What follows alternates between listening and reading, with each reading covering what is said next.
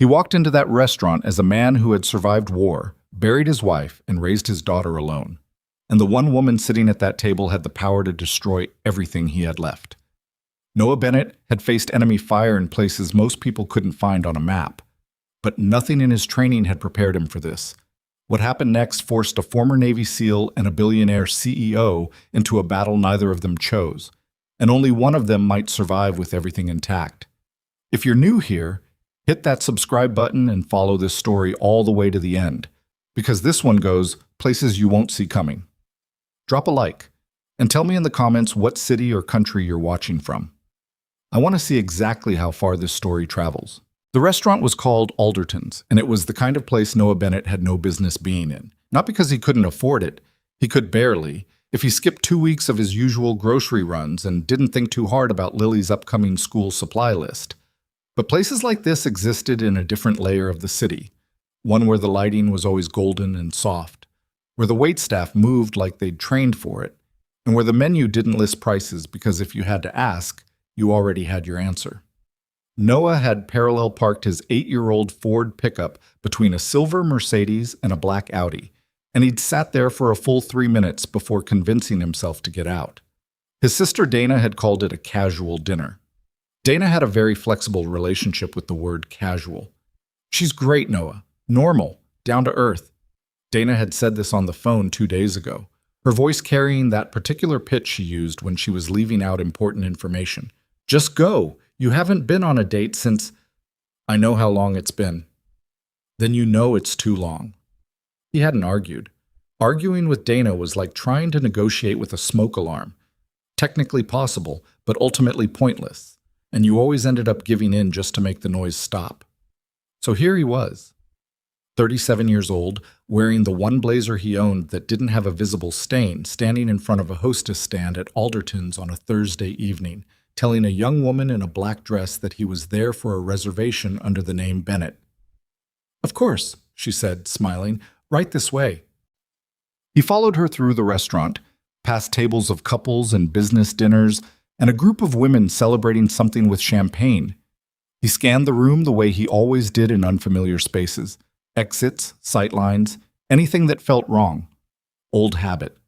13 years in the Navy did things to a person's nervous system that therapy could help manage, but never fully undo. The hostess stopped beside a corner table near the window, and Noah stopped breathing. The woman seated there was looking down at her phone, one hand wrapped loosely around a glass of water, dark hair pulled back in something that looked effortless but probably wasn't.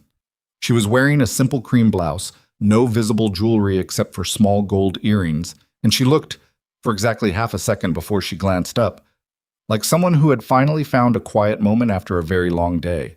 Then she looked up, and Noah's entire chest locked. He knew that face. Not personally. Not the way you know someone you've met. He knew it the way every single person who worked at Sterling Innovations knew it, from the framed portrait in the main lobby, from the quarterly all-hands meetings broadcast to every monitor in the building, from the news articles that cycled through his phone's feed every few weeks with headlines about acquisitions and market expansions and the rare interview where she said very little and somehow made it sound authoritative. Victoria Sterling, 30 years old, CEO of Sterling Innovations, the woman who had taken her late father's mid-sized tech company and turned it into something worth north of $4 billion in less than 6 years. The woman whose decisions determined whether Noah Bennett kept his job, kept his health insurance, kept the steady income that paid for Lily's after-school program, and the mortgage on a house that needed a new water heater and still had a crack in the kitchen ceiling he kept meaning to fix. His boss. Technically, there were 7 layers of organizational hierarchy between Noah's IT specialist badge and Victoria Sterling's corner office on the 22nd floor. But the math didn't change the reality. She owned the company. He worked for it. That was the entire architecture of their relationship, and it was supposed to stay that way forever. Victoria Sterling looked at him. Her expression shifted, something quick and unreadable passing across her face, and then she set her phone face down on the table. Noah took a step back. He started. "You're Noah." It wasn't a question. He stopped. "You're Dana's friend." Her college roommate. Victoria's voice was even, controlled. For what it's worth, she didn't tell me anything specific about you either. Just that you were, she paused, choosing the word carefully, someone worth meeting. Noah looked toward the exit, not subtly. He genuinely looked at it, calculated the distance, and felt the specific pull of a man who had learned very early that the cleanest solution to a complicated situation was sometimes just leaving. I work for you, he said. I'm aware that's going to be your first concern. It's not a concern. It's a fact. Sit down, Noah. He looked back at her. She hadn't moved, hadn't raised her voice, hadn't done anything that could be described as commanding, but there was something in the way she said it. Not an order exactly, but not quite a request either. The voice of someone who spent most of her waking hours in rooms full of people who did what she said and who had forgotten, or maybe never fully learned, how to ask for things differently. I can't sit down, he said. This is a conflict of interest waiting to happen. If someone from the company sees us, then they'll see two people having dinner. She picked up her water glass, took a calm sip. Which is what this is. Nothing has happened. Nothing has to happen. You can sit down, we can have a conversation like two adults, and if at the end of it you want to shake my hand and walk out and never speak of this again, that's your right. A pause. But you drove here, and Dana made a reservation, and you're already standing at the table. Noah pulled out the chair and sat down. He told himself it was because she was right about the basic logic of the situation. He told himself that leaving would have been more conspicuous than staying. He told himself a lot of things in the 10 seconds it took him to settle into the seat across from Victoria Sterling and pick up the menu he couldn't afford to order from. The truth was simpler and more unsettling. She hadn't flinched when he'd pointed out the problem. Most people, when faced with an awkward situation, either over-explained themselves or backed away from it. Victoria had done neither. She'd just waited, like she had all the time in the world, and a very clear sense of how things were likely to go. He found that harder to walk away from than he expected. The waiter came. Noah ordered the second cheapest thing on the menu because ordering the cheapest felt too obvious. Victoria ordered the salmon without looking at the price. He noticed she didn't look at the price for anything. Not out of arrogance, he thought, but out of the particular kind of freedom that came from never having to. How long have you been with the company? She asked, once the waiter had gone. 4 years. IT support, right? Infrastructure side? He looked at her. You know what department I'm in? She set her water down. Dana told me your name. I looked you up before I came. Basic professional courtesy. A slight pause. I look up anyone I'm going to spend time with. That's either very reasonable or slightly alarming. Probably both. The corner of her mouth moved. Not quite a smile. Something closer to honesty. IT infrastructure, systems security. You came in during the network migration and apparently kept the whole third floor from going dark when the new servers were misconfigured. That was a team effort. Your supervisor credited you specifically in the incident report. Noah didn't respond to that. He wasn't sure how he felt about being a line item in a document she'd read, but he was starting to understand something about Victoria Sterling that wasn't visible in the lobby portrait or the quarterly broadcasts. She paid attention, not in a performative way. In the way of someone who had learned, probably through getting burned more than once, that the details other people dismissed were usually the ones that mattered. What do you actually want to know? He asked. From tonight. She looked at him steadily. What do you mean? Dana set this up. You agreed to it. You researched me before you came. You didn't leave when I tried to. He leaned forward slightly. So what are you actually here for? Something shifted in her face. Not quite discomfort. Victoria Sterling did not look like a woman who was easily made uncomfortable, but something adjacent to it. Like a door that had been very firmly closed, suddenly registering the fact that someone had knocked. Dana said you were direct, Victoria said. Dana says a lot of things. She said you don't waste time and you don't pretend to be someone you're not. A pause. I spend most of my life around people who are pretending. It gets exhausting. Noah sat with that for a moment. Outside, through the restaurant window, the city moved at its usual pace.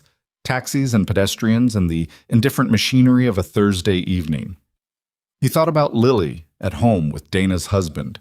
Probably watching something animated and eating more crackers than Dana's husband knew how to say no to. He thought about how long it had been since he'd sat across a table from someone and had a conversation that felt like it might actually go somewhere. "My wife died 6 years ago," he said. He didn't say it to create sympathy. He said it the way he said most things, directly, because it was the relevant fact. Lily was 2. She doesn't really remember her mom. I've got pictures around the house, but he stopped, picked up his water glass. "I'm not telling you this so you feel sorry for me. I'm telling you because you asked what I'm here for." He met her eyes. "I don't actually know. I came because my sister wouldn't stop calling, and I'm still here because," he searched for the honest word, "because you didn't pretend the situation was something it wasn't." Victoria was quiet for a moment. "My father built sterling innovations from a regional software firm into something real," she said finally. "He died before it became what it is now, left it to me because there was nobody else, and I think also because he knew I was the only one stubborn enough to not let it fall apart." She turned her water glass slowly in her fingers. "I've spent 6 years making decisions that affected thousands of people. I have an apartment that costs more per month than most people make in a year. I have a security detail and a PR team and a personal assistant who schedules my life in 15-minute blocks." She looked up. "I can't remember the last time I went somewhere and nobody knew who I was." "People here know who you are," Noah said. "Yes." She almost smiled again. "But you were still going to leave." He thought about that. "I was." Most people don't do that. Most people see the situation and— she made a small gesture with her hand. "Recalculate. They decide it's useful to know me. Or they decide they want something. Nobody just—" She stopped. "Nobody just decides it's not worth the trouble," Noah finished. "Something like that." The food came. They ate in the kind of silence that wasn't uncomfortable.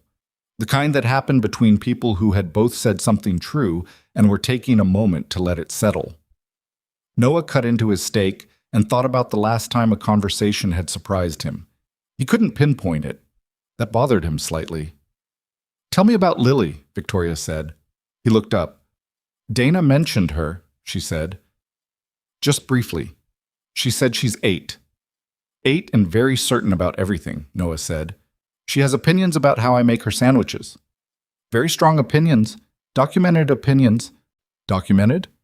"She left me a note on the refrigerator last month, 4 bullet points, specific crust preferences. It had a title." He paused. The title was "Suggestions for Improvement." Victoria laughed. It was genuine, short, and a little surprised, like she hadn't expected it to come out of her. She pressed her fingers to her mouth briefly, and for a moment she looked younger than 30. She looked like someone who didn't laugh enough. "She sounds terrifying," Victoria said. "She's the best person I know," Noah said. Simple, flat, the most honest thing he'd said all evening. Something in Victoria's expression settled when he said it, like a piece of information that had been floating loose had found the place it was supposed to go in. They stayed at that table for 2.5 hours. Noah hadn't planned on 2.5 hours. He'd planned on 60 minutes, maximum, polite conversation, an early exit, the kind of evening that produced a story he'd tell Dana once and never again. But the conversation kept going, kept finding new ground, kept moving in directions he hadn't mapped out. Victoria talked about the company without talking about numbers. She talked about the people in it, the good engineers she'd fought the board to retain, the middle management that had grown into a layer of scar tissue around the organization, the constant tension between moving fast and not burning the people who were doing the actual work. She talked about it the way someone talks about a place they've been trying to fix for years and aren't sure they ever will. Noah talked about the Navy in the same way. Not the stories that made people's eyes go wide, those weren't his to tell, or at least not yet, but the texture of it, the way time moved differently when every decision had a consequence, the strange peace of knowing exactly what your job was and why it mattered, the equally strange difficulty of coming home to a world that didn't work that way. "You miss it," Victoria said. Not accusatory, observational. "Some of it." He turned his coffee cup in his hands. "The clarity, mostly. The battlefield is— it's horrifying, but it's honest, cause and effect. action and consequence. You always know where you stand. Corporate life is the opposite of that. I noticed. She looked at him across the table, and for a moment the restaurant noise seemed to drop, the golden light going still around them. Do you ever regret leaving? No. Immediate. Lily needed a father present. That was the only math that mattered. Victoria nodded slowly. She understood something in that answer. He could see it in her face, that she hadn't put into words yet, and maybe wouldn't. When the check came, Noah reached for it. Victoria's hand landed on the leather folder first, quietly and without drama. I'll cover it, she said. I can pay for my own dinner. I know you can. She picked up the folder. This is not a statement about your ability to pay for things. I wanted the dinner. I'll cover it. He let it go. Choosing his battles was something 13 years of military service had, at least, taught him thoroughly.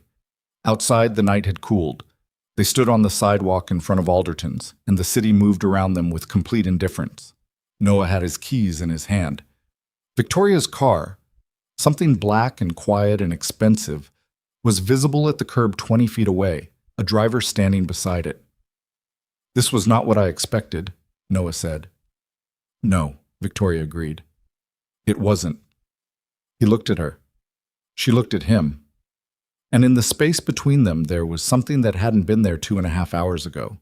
Something unnamed, a little fragile, the specific weight of two people who had been honest with each other about things they didn't usually say out loud. I don't know what to do with this, he admitted. Neither do I, she said, and the fact that she said it plainly, no hedging, no maneuvering, was the most reassuring thing she'd said all night. He nodded once, turned toward the parking lot.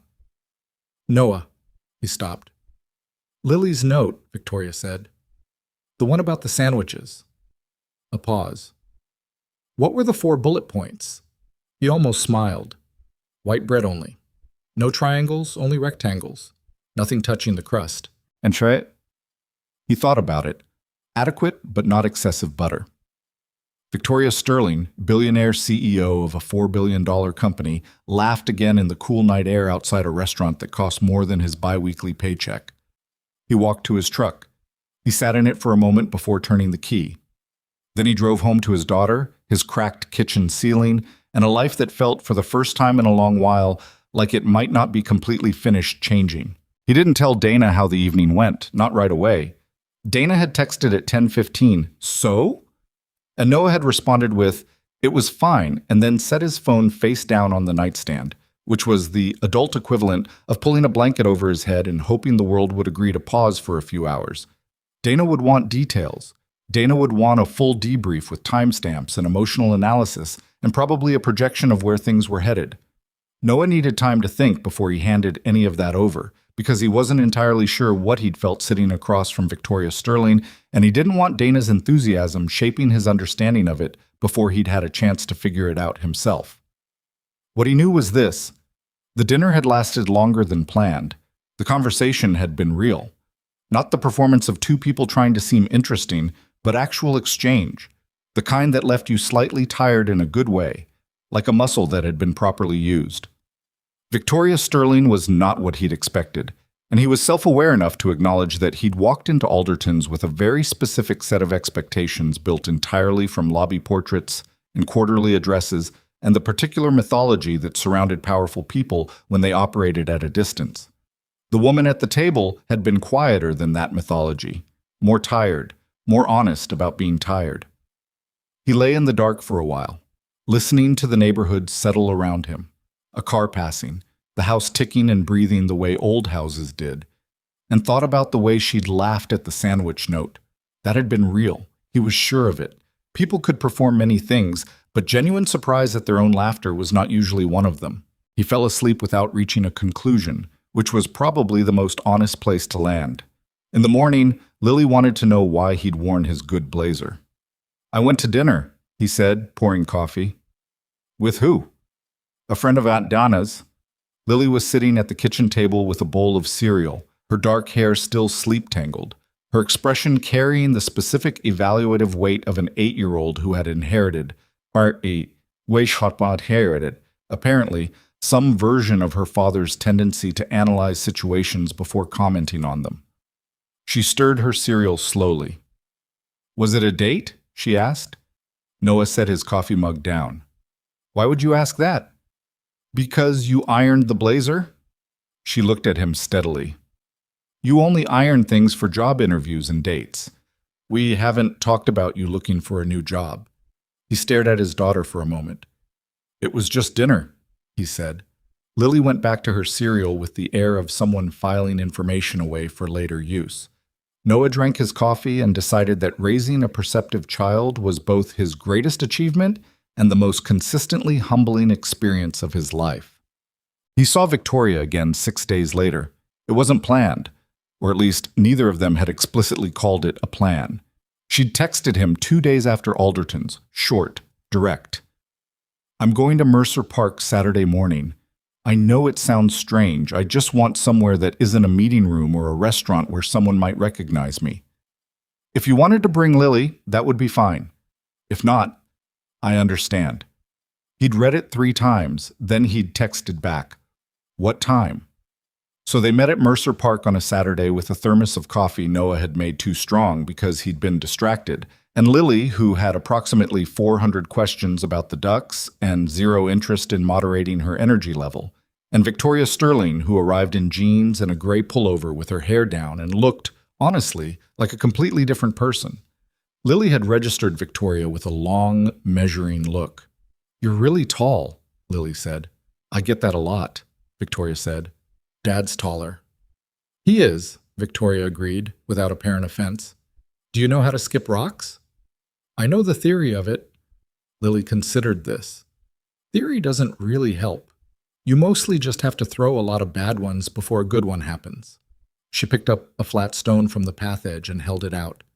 "You can try mine if you want." Noah stood slightly back and watched his daughter hand a $4 billion CEO a lake stone with the easy generosity of a child who hadn't yet learned to be impressed by people's titles. Victoria took it, studied it, and threw it with a form that was technically correct, and a result that was not. It hit the water at the wrong angle and sank immediately. Lily winced sympathetically. "That was pretty bad," she said.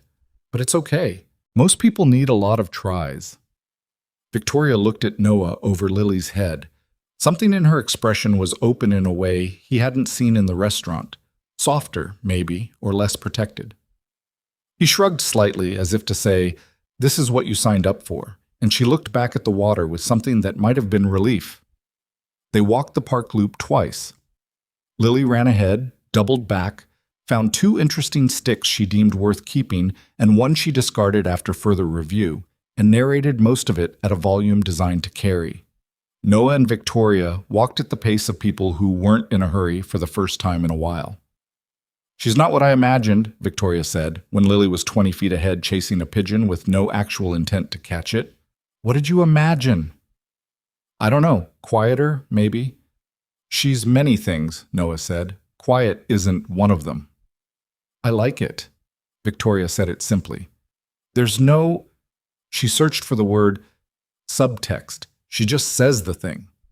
"She gets that honestly." Victoria glanced at him. "From you?" "From her mother, mostly." He said it easily, the way he'd learned to over years of practice. The early grief had worn particular grooves into certain phrases until they moved smoothly enough to say without catching. Sarah was the same way. No filter, good instincts. Lily got the best of that. Victoria was quiet for a moment, the way people got when they weren't sure if they were supposed to offer condolences or just let it sit. He appreciated that she chose to let it sit. "What was she like?" Victoria asked, finally. He thought about it. Loud in crowds and quiet at home. She liked cooking things she'd never tried before. Half of them were disasters. She had very strong feelings about road trips and very little patience for bad drivers. He paused. She would have thought this situation was extremely funny. She always liked things that didn't quite make sense. This situation being the former SEAL and the billionaire in the park, Noah said. "Yeah." Victoria smiled. A real one this time, not the controlled corner-of-the-mouth movement from Alderton's. It changed her face considerably. It is a little absurd. A little. Lily came sprinting back. Dad, there's a dog over there that looks exactly like a loaf of bread. Can we go see it? Does the owner look like they want us to come over? Lily looked back, assessed the situation with the same evaluative focus she applied to cereal and blazers. They're smiling and the dog is wagging. Yes. Then yes. She grabbed Noah's hand and then, without hesitation, Victoria's, and pulled them both toward the bread-shaped dog like they were already a unit, already something with a shape, and neither adult had the presence of mind, or maybe the desire, to untangle themselves from that. The next 4 weeks moved in a rhythm that felt, to Noah, both impossible and oddly natural. They met on weekend mornings, mostly. Parks, sometimes a farmer's market 2 neighborhoods over where Victoria wore a baseball cap that did almost nothing to disguise her but seemed to make her feel better. Once, a Saturday afternoon at a museum where Lily stood in front of a full-scale dinosaur skeleton for 11 straight minutes without saying anything, which was, Noah told Victoria, genuinely unprecedented. They kept it away from anything that touched the company. No work emails, no conversation about sterling innovations that went beyond the surface. Noah was careful about that, not because he didn't trust Victoria, but because he understood what the complication would look like from the outside, and he was not interested in handing anyone the ammunition. On weekdays, they texted. Not constantly. Neither of them were people who needed the conversation to be running at all times. But consistently enough that Noah started checking his phone in a way he hadn't in years. Not anxiously, just with the low-grade awareness of someone expecting a reply from a particular person. Victoria texted the way she talked. Direct, a little dry, economical with words but precise with them. Board meeting ran over by 45 minutes because someone proposed an initiative that was just the previous initiative renamed. I don't know how to explain to adults that I can read. Lily's sandwich note has been updated. There's now a supplementary clause about apple slices. Supplementary clause? She used the phrase in addition to the foregoing. She's 8. I'm concerned. She's been watching legal procedurals with Dana. I told Dana to stop. Did Dana stop? Dana doesn't stop anything, Victoria had sent back. I like Dana. Noah. She'll be insufferable when I tell her that. Victoria. Then maybe don't tell her. He didn't. But he thought about it, turning his phone over in his hands in the quiet of his house after Lily was asleep, listening to the particular silence of a home where a child had worn herself out, and the night had settled around the fact of it. He thought about what it meant that he was talking to someone like this again. Not the logistics of parenting or the technical shorthand of work, but real back and forth, the kind with jokes and callbacks and the developing grammar of 2 specific people learning how to communicate with each other. It felt like something he'd forgotten was possible. That scared him more than he'd expected. But the problem with feelings you don't examine closely enough is that they tend to announce themselves in inconvenient moments. Noah was in the server room on the 3rd floor of Sterling Innovations on a Tuesday afternoon. Legitimate work, a firmware update that needed someone with actual attention to detail rather than the intern who'd been assigned to it the previous week and had done something creative and unfortunate to the system logs. When his colleague Mark appeared in the doorway, Mark was a good IT tech and a dependable person whose primary flaw was that he genuinely enjoyed company gossip the way some people enjoyed sports. Not maliciously, but with a level of enthusiasm and retention that was frankly impressive. You hear about the executive reshuffle? Mark said, leaning on the doorframe. No, Noah said, without looking up from his laptop. Marcus Hale got denied his proposal again, the one about restructuring the product division. Mark helped himself to the room's one other chair. Word is he's not handling it well. Again. Noah did look up at that. Marcus Hale was a name he'd encountered in the way mid-level employees encountered senior executives, indirectly in the form of downstream policy decisions and the particular atmosphere of tension that followed certain department meetings. Hale was EVP of operations, had been with the company since before Victoria took over, and had, according to the company's specific brand of hallway conversation, fully expected to become CEO when Victoria's father passed. The fact that the board had passed him over in favor of a 30-year-old woman with no C-suite experience had been, apparently, a wound that had not closed. How not well? Noah asked carefully. Mark shrugged. Executive not well, which means everything looks professional on the surface and everyone around him feels vaguely anxious. He picked up a cable from the table, examined it without purpose. Guy's been here 15 years, built a lot of the operations structure from the ground up. Probably feels like he's watching someone else drive his car. That's not what happened. I know that. You know that. Mark set the cable down. Feelings don't usually care about facts, in my experience. Noah went back to the firmware update and let the conversation drift to other things, but the name stayed with him. He filed it in the category of things he couldn't do anything about, and tried not to give it more space than it deserved. What he couldn't know, what neither of them could know yet, was that Marcus Hale had already started paying attention to things he wasn't supposed to. The evening everything shifted happened on a Wednesday, unremarkably. Victoria had called instead of texting, which was rare enough that Noah had picked up on the second ring. I had a bad day, she said. Just that. No preamble. He'd been in the kitchen halfway through making dinner. What kind? The kind where I made the right call and every person in the room acted like I'd made the wrong one. And I won't know for 6 months whether I was actually right or just stubborn. A pause. Those are sometimes the same thing. They're not the same thing. How do you know? Because stubborn and right feel different when you're in the middle of them. Stubborn is loud. Right is usually quieter. He stirred what was on the stove. What was the call? She told him. It was a vendor contract, a long-standing relationship that had become comfortable enough that the terms hadn't been seriously reviewed in 4 years. And when Victoria had pushed for a renegotiation, the room had reacted with the collective energy of people who don't want their comfortable arrangements examined. 3 senior people had pushed back hard. One of them had used the word emotional, not about the contract, but framed in a way that made it clear what they meant. What did you say when he said that? Noah asked. I said, the numbers in front of you are not emotional, Gerald. They're numbers. And then I moved on. A beat. I wanted to say something considerably less professional. That's the job sometimes, wanting to say the other thing and not saying it.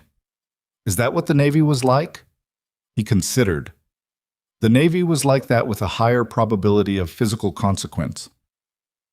She made a small sound, but not quite a laugh, but adjacent to it. Noah, her voice shifted register slightly, quieter. I don't know what we're doing. He put the spoon down, turned the burner to low. I know. It's complicated. It's very complicated. I can't. She stopped, started again. I've spent 6 years building something that people wanted to take from me every step of the way. I can't give anyone leverage. I can't. I understand. I don't think you fully do. Not unkind, just direct. If this becomes visible and it's handled wrong, it's not just a story about us. It's a story about a CEO who let her personal life compromise her judgment. It's a story they'll use to rewrite everything I've done as emotional, Noah finished. Silence. Yeah, she said. He leaned against the counter, thought about the words he wanted to use and made sure they were the right ones before he used them. I'm not going to pretend the risk isn't real. It is. And I'm not in a position where I can afford to lose my job right now. Lily's school year, the mortgage, all of it runs on that paycheck. And I know what I'm risking by letting this keep going. He paused. But I'm still here, on the phone. And I'm not someone who does things halfway because they're complicated. I've never been that guy. Another silence, longer. I know, Victoria said quietly. That's most of the problem. He understood what she meant. The easier version of this would have been a man who hedged, who kept one foot toward the exit, who made the choice to stay. Feel less like a choice and more like drift. Noah didn't drift. He'd spent his entire adult life making deliberate decisions and living inside their full weight. And she'd known that from the first night, when he'd stood at her table and told her plainly why he should leave instead of just leaving. That was most of the problem, and maybe most of the reason neither of them could walk away. I should let you finish dinner, she said, I burned the onions. I'm sorry. They were already going that direction. I was just an accessory. He heard her exhale, something with a little relief in it. Are you okay? Getting there. Okay. Okay, she echoed, and then carefully. Thank you for picking up.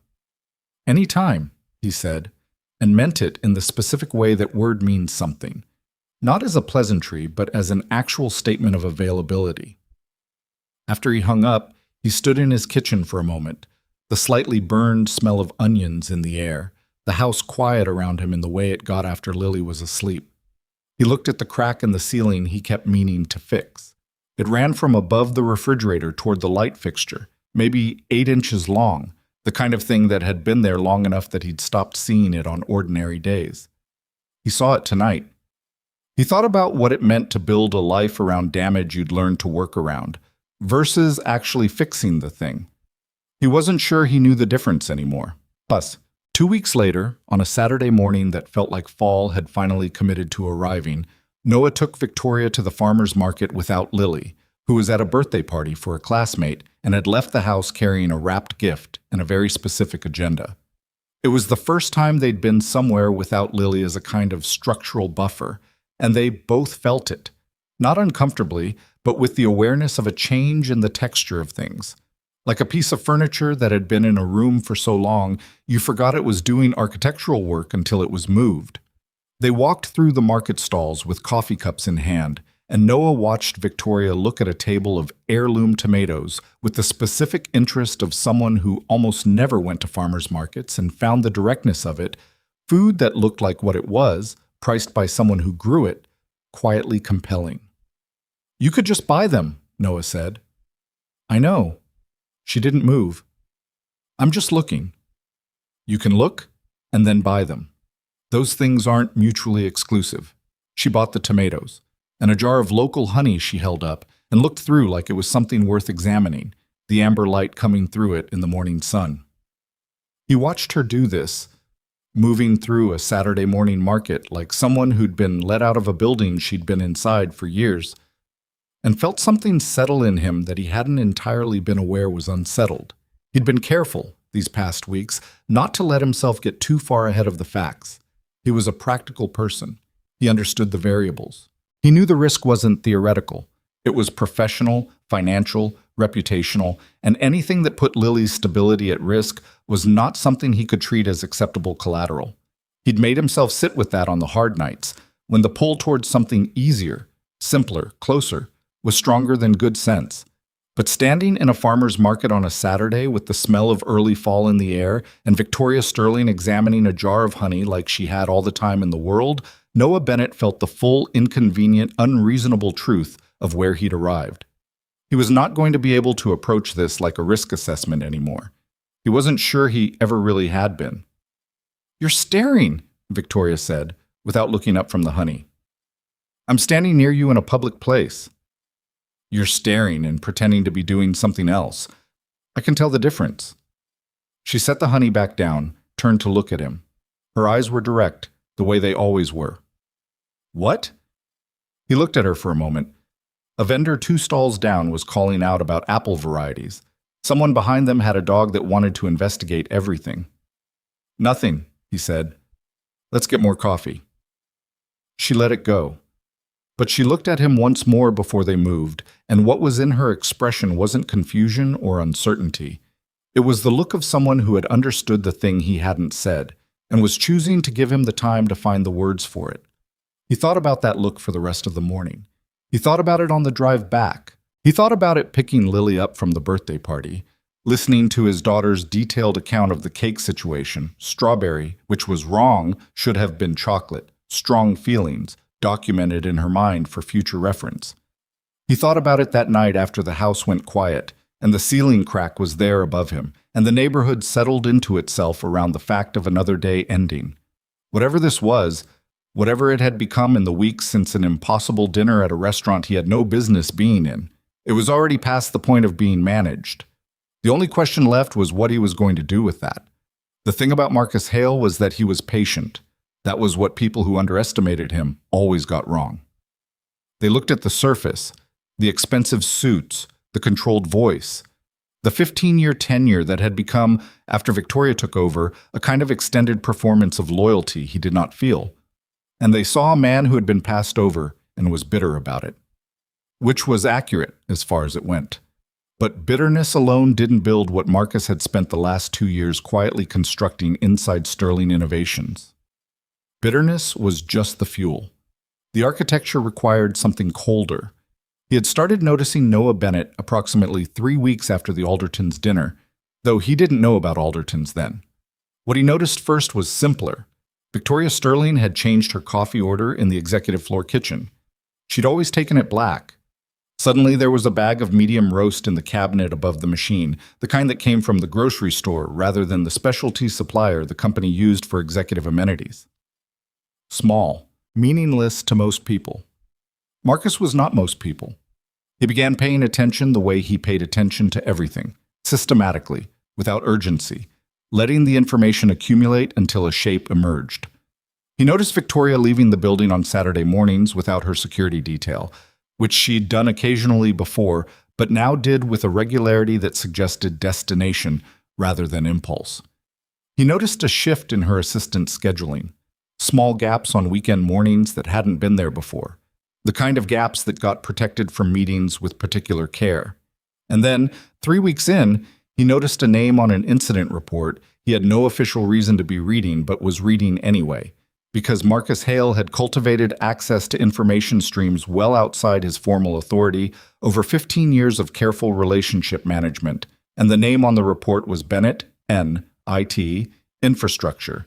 And the report noted that Bennett had resolved a third-floor server issue on a Tuesday afternoon, and Marcus had cross-referenced building entry logs, which he also had no official reason to access, and found that Victoria had been on the third floor that same Tuesday at an unusual time, no meeting on her calendar to account for it.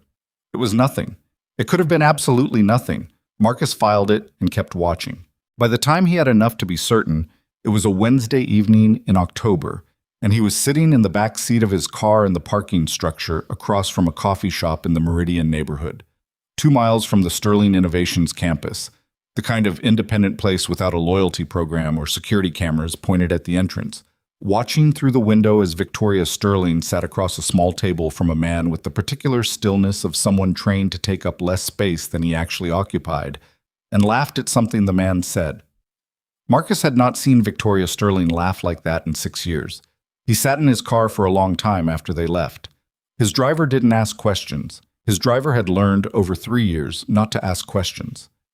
When Marcus finally told his driver to start the car, his expression hadn't changed. That was the thing about him. The face stayed level. The decision had been made somewhere interior and quiet, the way all his real decisions were made, and what the face showed was just the surface of a man processing logistics. He knew what he had, he knew what it was worth, and he knew exactly how to use it. Noah's Monday started normally, which was later something he would think about, the specific cruelty of ordinary mornings that didn't know what they were the beginning of.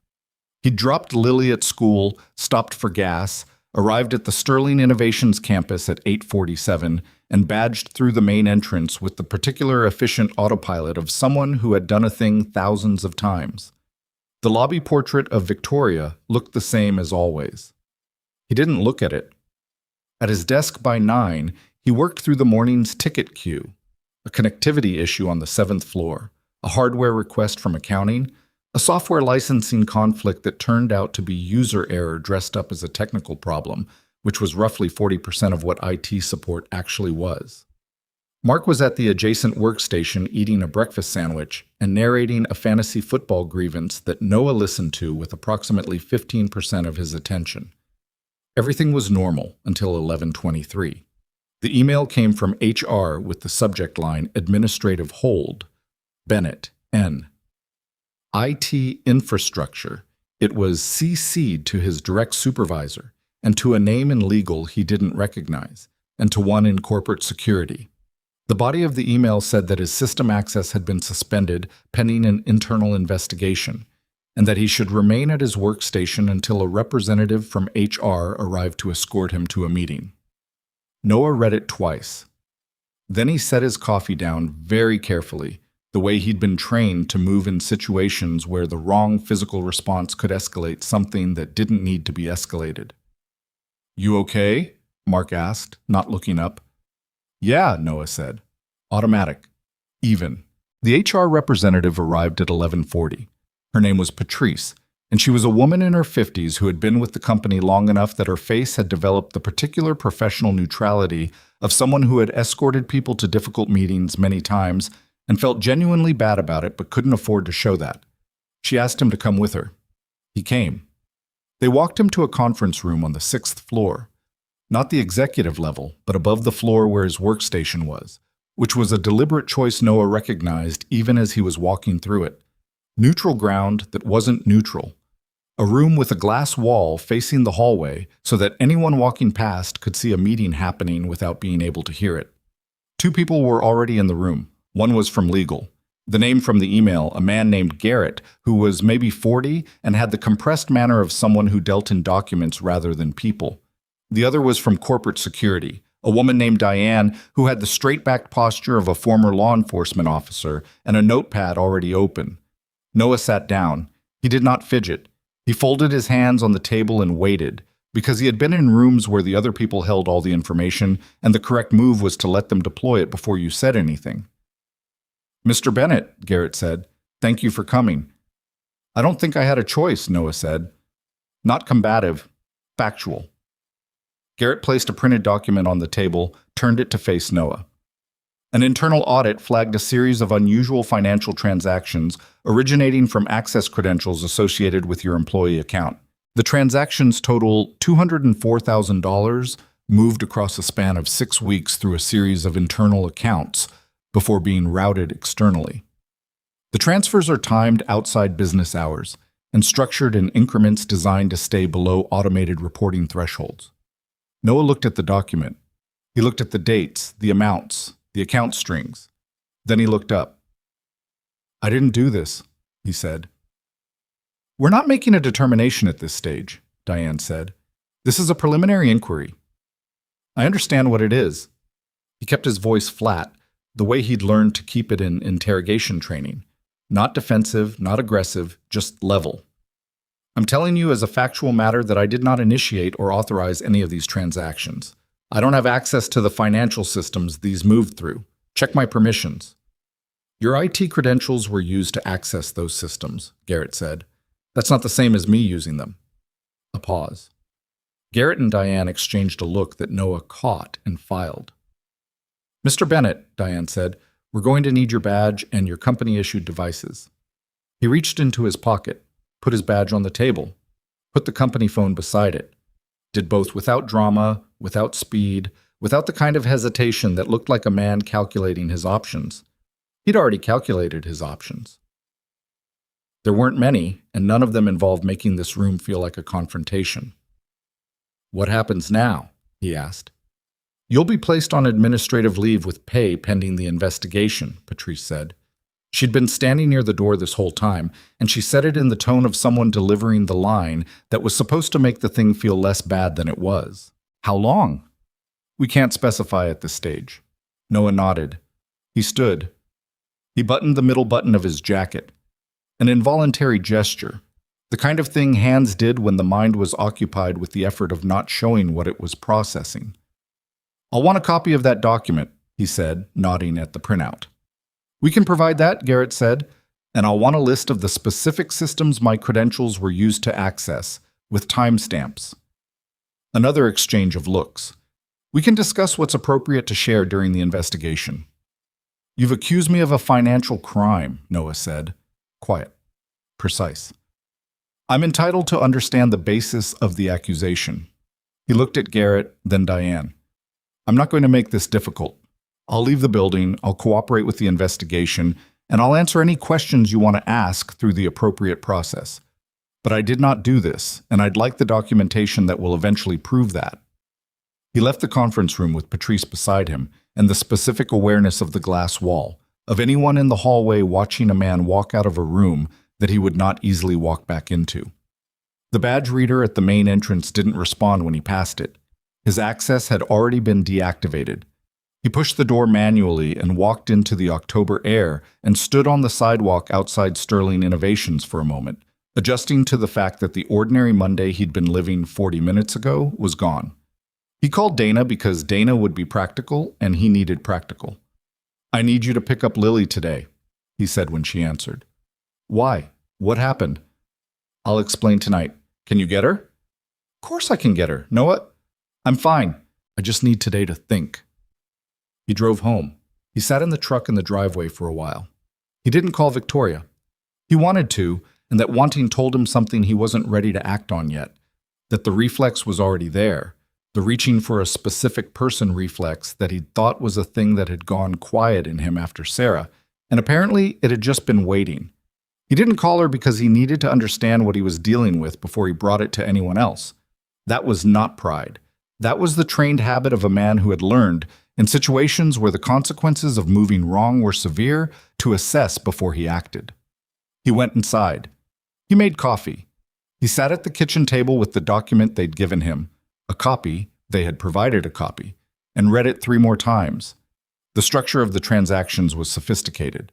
Not IT sophisticated in the way a systems person might approach moving money. This was financially sophisticated, the way someone who understood both sides of the architecture would design it. The credentials used were his, but the access patterns were wrong. The times were wrong. Noah worked early shifts when he came in at all. These were late evening and early morning timestamps on days that didn't match his schedule. More than that, 2 of the transaction dates were Saturdays. Saturdays he'd spent at the park with Lily and Victoria, nowhere near a company terminal. He had alibis. The problem was that alibis required someone to investigate them, and investigations required time, and in that time the accusation would do its work regardless of whether it was ever proven. That was how this kind of damage worked. He'd been in enough complex operations to understand the principle. You didn't need a weapon to destroy something. Sometimes the accusation was the weapon. His phone buzzed. Not his work phone, his personal cell. Victoria. He picked up. "I heard," she said. "How fast did it move?" "I got a briefing from legal at 12:30. Her voice was controlled in the way it got when she was managing something that was costing her more than she was showing. "I'm looking at the same documentation you are right now." "Victoria, don't," she said, quiet but hard. "Don't tell me to stay out of it." He hadn't been going to say that. He'd been going to say, "I need you to know I didn't do this," which was a different thing, but she'd moved past it, and he let her. "The access patterns are wrong for me," he said. "The timestamps don't match my schedule. 2 of them are Saturdays." "I know." He heard her moving somewhere, heels on a hard floor, a door closing. "Our cybersecurity team is already running a forensic poll. I told them this afternoon. The board is going to ask you about your relationship with me." A pause. "I know that too." "Victoria, if this came from inside the company, then someone knew about us. And they used me to get to you." The silence on the other end was brief, but it had weight. The weight of someone who had already reached the same conclusion and was deciding how much to say about having reached it. "I know," she said again. And then, "Are you at home?" "Yes." "Stay there today. Don't talk to anyone from the company, not even people you trust. Not until I know more about the shape of this." "I wasn't planning to." He looked at the document on his kitchen table. "Lily's with Dana tonight."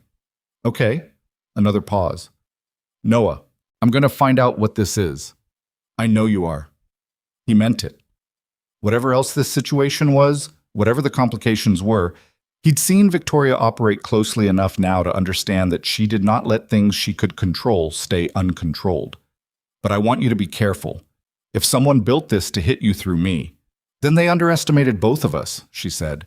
He wasn't entirely sure that was true, but he didn't say so because it wasn't useful. After he hung up, he sat in the kitchen a while longer and thought about Marcus Hale in the way you think about a name that has been sitting in the back of your mind for weeks without a specific reason, until suddenly there is a reason. He thought about what Mark had said, executive not well, and about the particular structure of what had been done here, the financial sophistication of it, the access to his credentials, the timing. Someone with deep knowledge of the company's systems, someone patient enough to build it over 6 weeks, someone with something significant to gain. He didn't have proof. He had pattern recognition, which was a different thing, and not the kind he could take anywhere yet.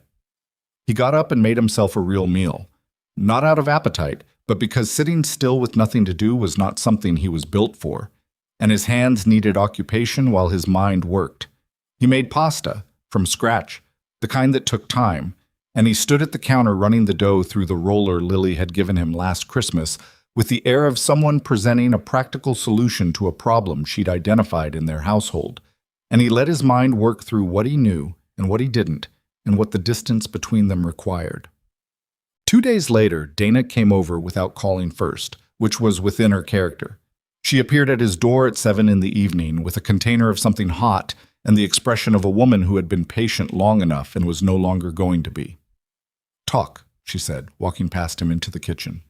He talked. Not everything. Not Victoria specifically, not in the full way, not yet.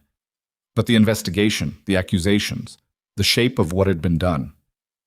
Dana listened with the specific quality of attention she'd always had, completely, without the fidgeting or face-making that would signal she was preparing her response instead of actually hearing him. When he finished, she was quiet for a moment. "This is the company Victoria runs," she said. "Yes. And Victoria knows about this. She's running her own investigation." Dana looked at him steadily. "And you and Victoria?" "Dana, I'm not asking as your sister right now. I'm asking as someone who needs to understand the situation." He met her eyes. "It's complicated. Is she the reason someone did this?" He didn't answer right away, which was itself an answer. Dana exhaled through her nose, not angry, processing. "Okay," she said. "Okay, so what do you need? I need someone to have Lily's schedule handled if this gets complicated. I need to not be thinking about pickup times and school projects while I'm trying to figure this out." Done. No hesitation. "What else?" "Nothing right now." "Noah." She put her hand on the table between them, not touching him, just placing it there, which was the gesture she used when she was being serious. "You didn't do anything wrong." "I know that. I mean with Victoria, too. You didn't do anything wrong." He looked at the table. "I brought this to her door." "No," Dana said. "Someone used you to get to her. That's different. That's not something you did. That's something someone did to you." She picked up her fork. "Now, eat the soup I brought because it's getting cold." He ate the soup. Ok. Meanwhile, in a building across the city that had no visible connection to Sterling Innovations, Marcus Hale sat in a meeting with a man named Rourke, and Rourke was a problem solver of the kind that corporations occasionally needed and always needed to pretend they didn't know. "The forensics team she deployed," Rourke said. "They're good." "How good?" "Good enough to find inconsistencies in the access logs if they know what to look for." Marcus turned his coffee cup slowly on the table. "How long before they find what you left?" "If they're looking in the right places, 2 weeks, maybe 3. Rourke shrugged. "Nothing's airtight." "Then we need to accelerate the secondary piece." Marcus looked at the window. His face was level, as it always was. "The board meeting is in 18 days.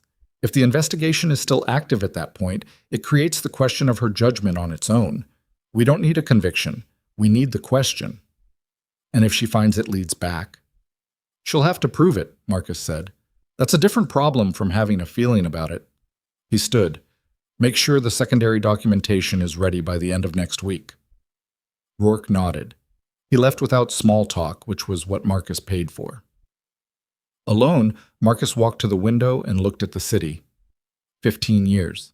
He had given 15 years to Sterling Innovations, to the company before it had that name, when Victoria's father was still running it out of a smaller building with a staff of 80, and a vision that Marcus had helped translate into operational reality. He had built the procurement structure, the vendor relationships, the operational backbone that currently supported 460 employees, and a campus that cost more per year to maintain than Marcus had made in his first decade of work.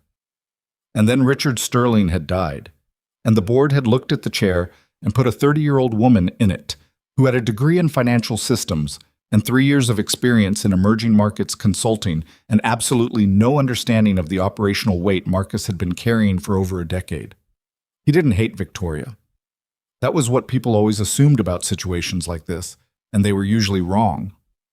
Hate required the kind of ongoing emotional investment that Marcus found inefficient. What he felt was simpler and more durable. He believed he had been cheated, and he intended to correct that. The methodology had required patience.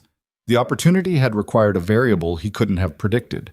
The specific irony of a CEO who had guarded herself carefully for 6 years suddenly becoming vulnerable through something as ordinary as loneliness.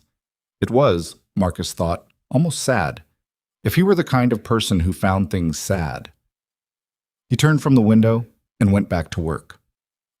Victoria's cybersecurity team was led by a woman named Priya Chen, who had come from federal work and had the specific combination of methodical precision and creative pattern recognition that distinguished exceptional forensic investigators from technically competent ones.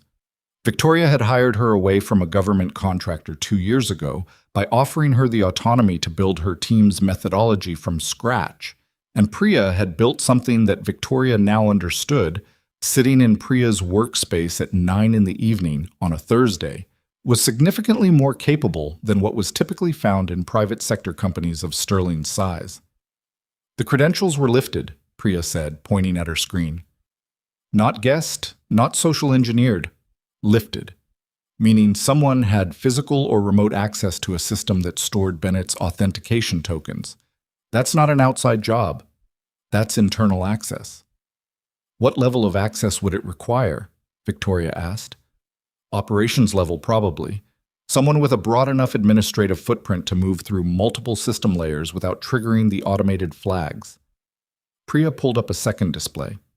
Here's the interesting part. The transactions were structured to look like someone who understood financial systems, but not IT systems perfectly. There are fingerprints in the log architecture, the way the sessions were initiated, the specific sequence of calls, that don't match any IT pattern I'd associate with infrastructure work. This was written by someone who learned IT from the finance side, not the other way around.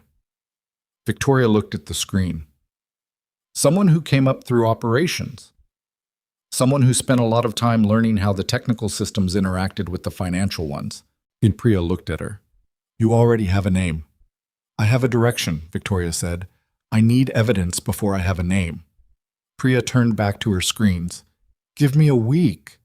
You have 5 days, Victoria said. After that, the board meeting changes the terrain.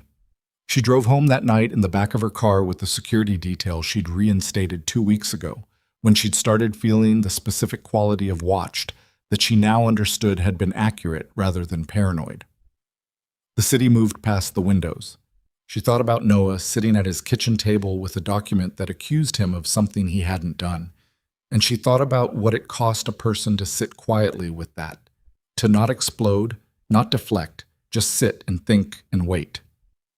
She thought about a man who had survived things she could barely conceptualize and was currently fighting the most ordinary, bureaucratic, invisible kind of attack, the kind with no battlefield and no clear enemy, and no moment where you could simply act. She thought about how he'd said, "I know you are," when she'd told him she'd find the truth, and how he'd said it the way people say things they actually mean, rather than things they need to be reassured by.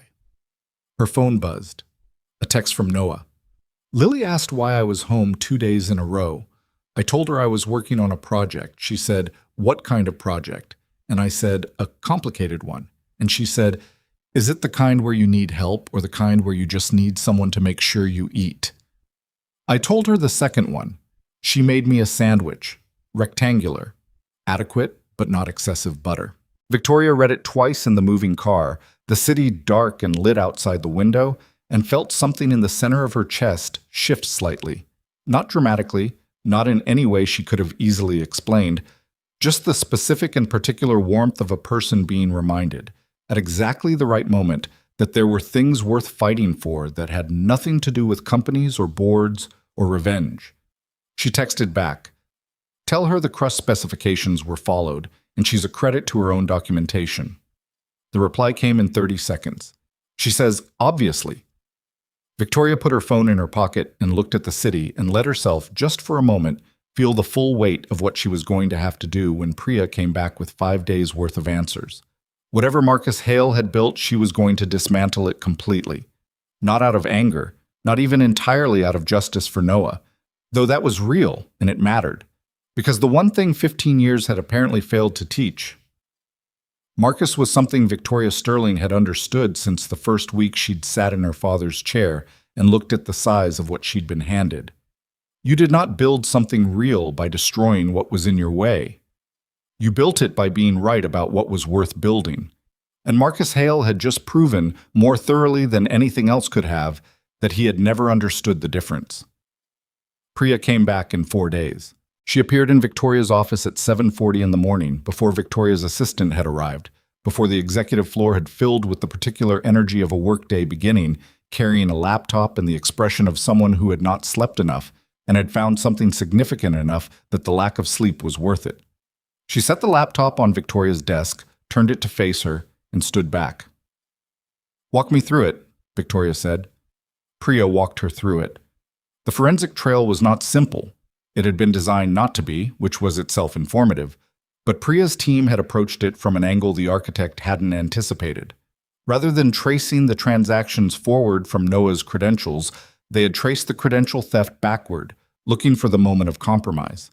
What they found was a remote access session initiated from an internal IP address registered to the Executive Operations Suite, the floor Marcus Hale's office occupied, on a Sunday evening 6 weeks prior, during a stretch of time when the building's official access logs showed the floor empty. Except the badge reader logs, which were maintained on a separate system, showed one entry to the executive floor that evening. And the badge that had swiped in was not Marcus Hale's. It belonged to a facilities contractor named Derek Sousa, who had no official reason to be on the executive operations floor on a Sunday, and who had, Priya's team discovered, submitted 2 invoices to the company over the previous 8 months, through a vendor account that had been created 14 months ago. Shortly after Marcus Hale had taken on oversight of facilities management as part of an operational restructuring. He used a contractor, Victoria said, someone with legitimate building access who could move through the executive floor without raising a flag. Priya pulled up another screen. Sousa's financial records, which we don't have directly, but which a contact at the firm that handles Sterling's external compliance work was able to surface through legitimate channels, show 2 deposits from a private account totaling $22,000 in the same months as the invoice submissions. The invoices are for work. There's no record of being completed. Payments for access, Victoria said, and for the credential pull. The remote session from that IP address lasted 41 minutes, long enough to access Bennett's authentication tokens from the employee systems archive, clone them, and set up the forwarding structure that executed the transactions. Victoria was quiet for a moment. She looked at the screen, looked at the numbers and the timestamps and the specific geometry of something that had been designed to look like one thing while being another, and felt the anger she'd been managing carefully for 5 days move through her like a current that needed grounding. "There's more," Priya said. Victoria looked up. The account the money was routed to externally. We traced it through 2 shell layers. It terminates in an account belonging to an entity called Vantage Meridian LLC, which is registered in Delaware and has no public-facing business activity. Priya paused. Vantage Meridian has a single listed director. The name on the filing is a nominee, a professional placeholder, common in shell structures. But the registered agent is a law firm that has done previous work for a company called Harrow Capital Partners. She let that sit for a second. Harrow Capital made an unsolicited acquisition bid for Sterling Innovations 22 months ago. The bid was rejected by the board. Victoria felt the room go slightly still around her. Marcus was working with Harrow. I can't prove the direct communication yet, but the structural connection is there, and the timing aligns with the period after the acquisition bid failed, which would be when someone at Harrow might start looking for alternative paths to destabilize Sterling's leadership. An executive with a grievance and an outside party with a financial motive, Victoria said. Marcus provides internal access and the execution. Harrow provides the financial architecture and the destination for the money. And together they get a CEO who appears to have compromised her judgment for a personal relationship, and a company whose leadership is under investigation, and a board that starts looking for stability. Priya closed the laptop. It's not a bad plan. If Bennett's IT background had been more sophisticated, if he'd had any history of financial irregularity, if the credential forensics had been slightly cleaner, it might have held. But it didn't. Because whoever built the financial side didn't fully understand the IT forensics, and whoever covered the IT side didn't fully understand what a good forensic team looks for. Priya picked up her laptop. They were good enough to fool a standard review. They weren't good enough to fool mine. Victoria looked at her for a moment. Thank you, Priya. Don't thank me yet, Priya said. You still have to take this to the board. She called Noah at 8:15, sitting alone in her office with the city coming awake outside the windows, the October sky the color of something that hadn't decided yet what kind of day it was going to be. He picked up on the second ring. She'd noticed he always picked up on the second ring, not the first, which might read as waiting, and not the third or fourth, which would mean he'd pause to consider. The second ring was the response of a person who was available but not hovering. We have it, she said. A silence. Brief. All of it? He asked. Enough. She told him the shape of it, the contractor, the credentials, the shell structure, the Harrow connection. She kept it organized, moving through it the way she moved through board presentations, because falling apart right now was not useful, and she would do that later in private if she needed to. Marcus built this in partnership with an outside party. You were never the target, Noah. You were the mechanism. Another silence. Longer. The board meeting, he said. 18 days out when this started. 13 days now. She turned her coffee cup in her hands. If this had played out the way Marcus designed it, you would have been under active investigation for financial fraud. The company would be dealing with the optics of an employee scandal, and I would walk into that board meeting with my judgment already in question. She paused. The question of whether a CEO who is personally involved with an employee she oversees can maintain objective judgment. That question alone, without resolution, does significant damage, even if you're cleared. In corporate environments, the accusation does most of the work. She heard him exhale.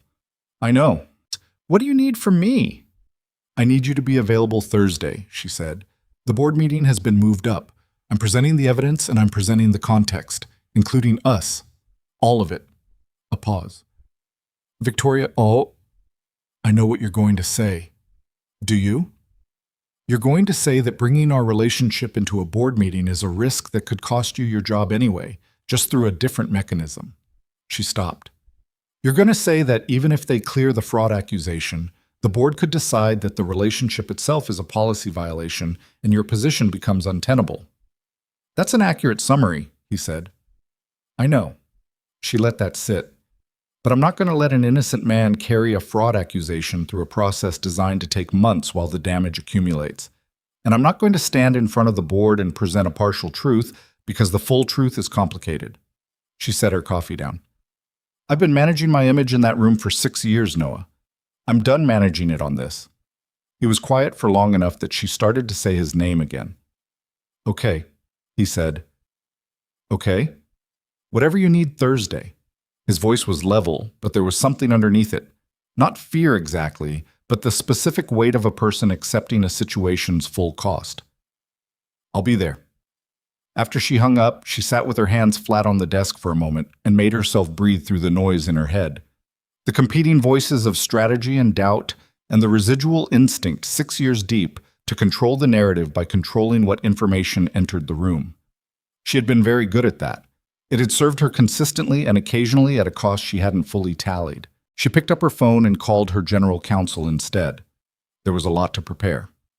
Noah told Dana that evening, not everything, but more than he had before. The full shape of it, including Victoria, including what the relationship had become, including what Thursday meant. Dana listened at the kitchen table with the same focused attention she'd given the earlier version. But this time when he finished, she didn't say anything for a while. She got up and poured herself a glass of water and stood at the sink with her back to him, and he let her process it. She's going to take the hit, Dana said, without turning around, in front of her board. Yes. For you. For the truth, Noah said. But yes. Dana turned around.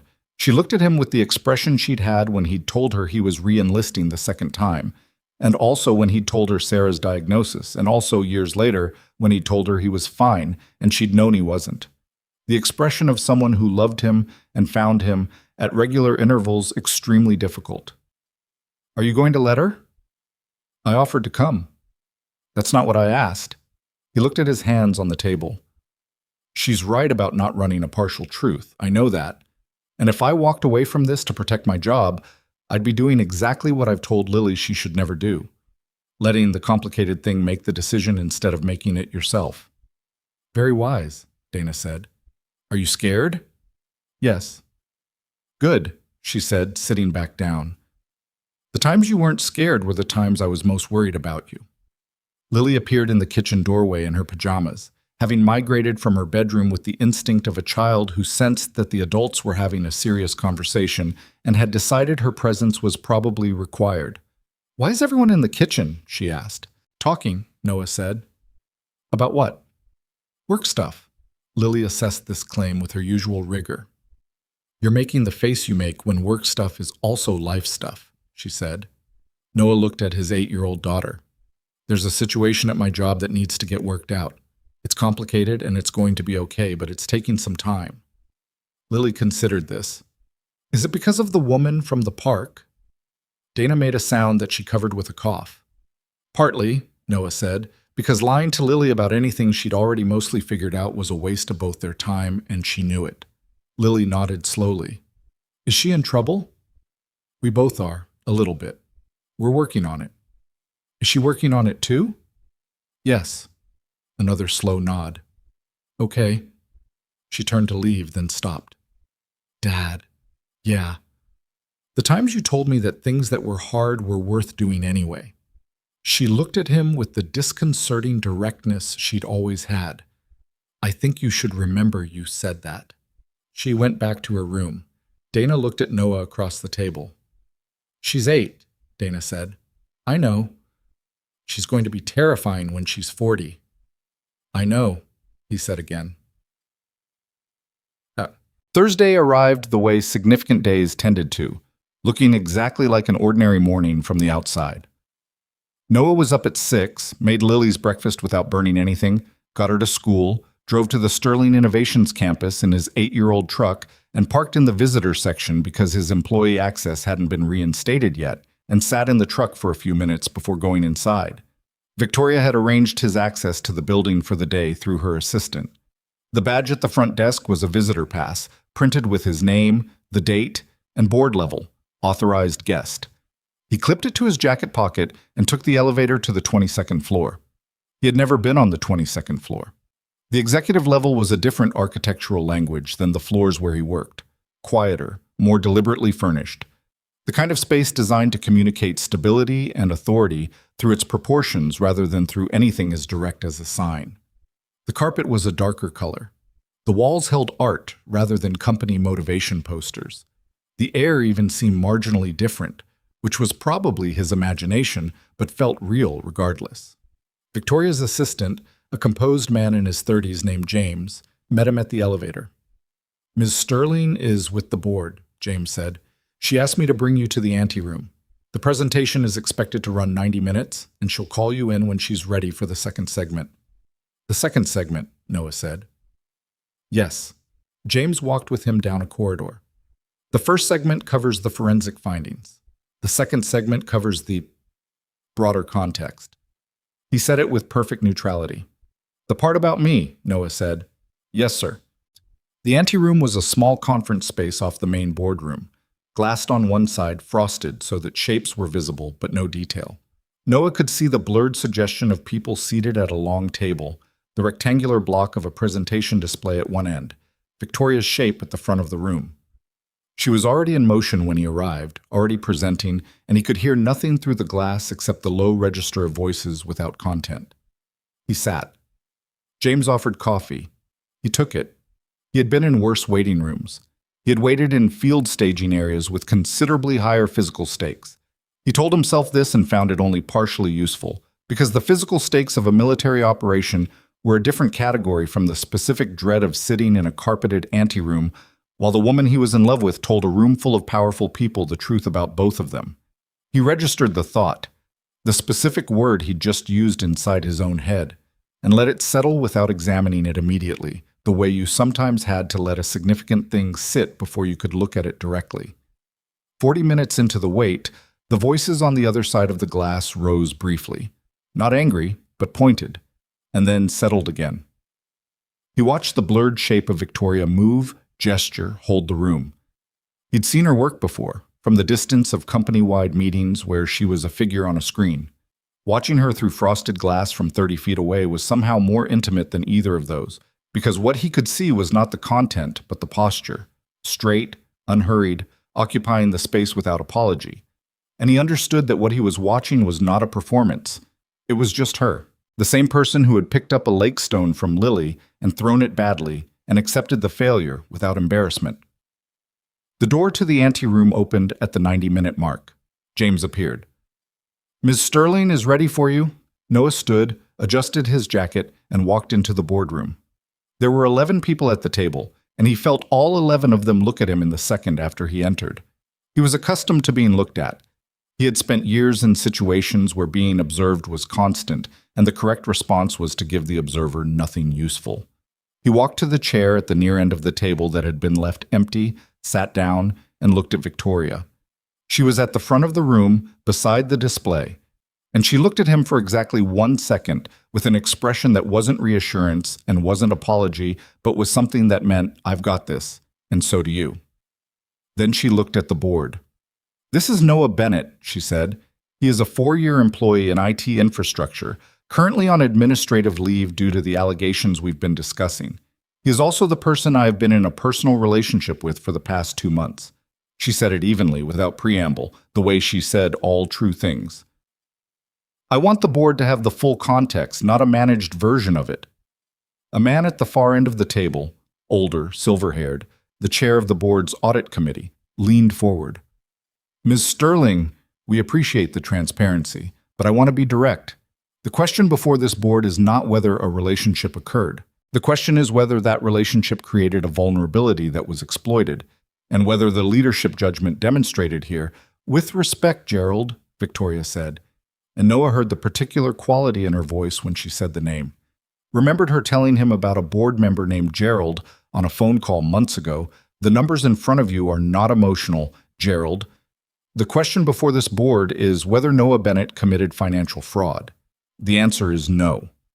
The forensic evidence demonstrates conclusively that his credentials were stolen and his identity was used to construct a scheme designed to damage both him and this company. Everything else is secondary to that fact."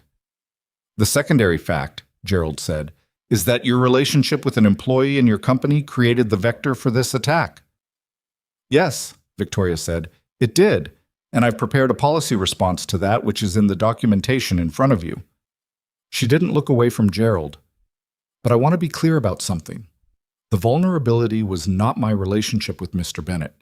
The vulnerability was Marcus Hale, who has been building resentment inside this company for 6 years and finally found a partner outside it willing to help him act on it. A different relationship, or no relationship, would not have changed Marcus's motivation.